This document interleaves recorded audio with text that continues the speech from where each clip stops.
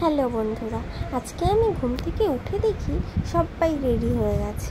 আর বরমশাইয়ের বন্ধু আমাদের পক্ষীরাজকে খাওয়াচ্ছে।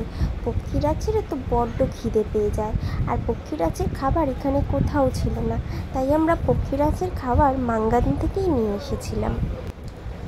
তারপর আমরা বেরিয়ে পড়লাম আমাদের গন্তব্যের দিকে। এইবারের গন্তব্যটা ছিল কিন্তু আম্মা হোমস্টে।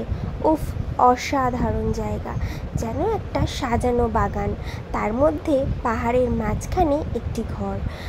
অসাধারণ দৃশ্য, এখানে শুধু ফুলের ফুল। এসে একদম সময় নষ্ট না করে তাড়াতাড়ি রেডি হয়ে বাইরে বেরিয়ে পড়লাম। এত সুন্দর লাগছিল যে রুমে থাকতে ইচ্ছা করলো না। সঙ্গে সঙ্গে রেডি হয়ে বেরিয়ে পড়লাম। শুধু ফুল আর ফুল, এত ফুল কোনোদিনও এরকম দেখিনি। শুধু তো অর্কিডের বাহার, আর তার সাথে ছিল এই ডাস্টি। উফ, এও খুব কিউট ছিল, আমাদের সাথে সমানে খেলে যাচ্ছিল। তারপর ওকে আমরা নিয়ে একটু খেললাম, আর আমি একটু কোলেও তুলে দিলাম। যেই আমি কোলে তুললাম, আমার সাথে কেমন একটা করছিল। তারপর খেলতে খেলতে আমি ওকে রেখে দিলাম, দিয়ে আমি আবার চলে গেলাম ভিতরটা এত সুন্দর সাজানো ছিল যে ওখান থেকে কোথাও যেতেই ইচ্ছা করছিল না। চারিদিকটা মনে হয় শুধু একভাবে দেখে যাই, এত ভালো লাগছিল। পুরো একটা স্বপ্নের দেশে এসেছি মনে হচ্ছিল।